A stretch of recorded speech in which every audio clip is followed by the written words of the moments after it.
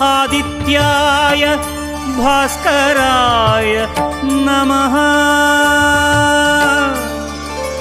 ॐ सूर्याय नमः आदित्याय नमः दिनकर कोटि प्रभाकर।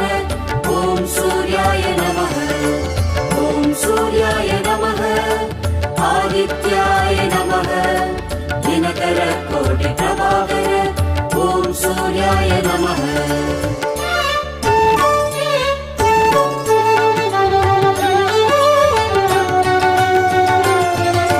ततो युद्ध परिश्रान्तं समरे चिन्तया स्थितं रावणं चाग्रतो दृष्ट्वा युद्धाय समुपस्थितम्।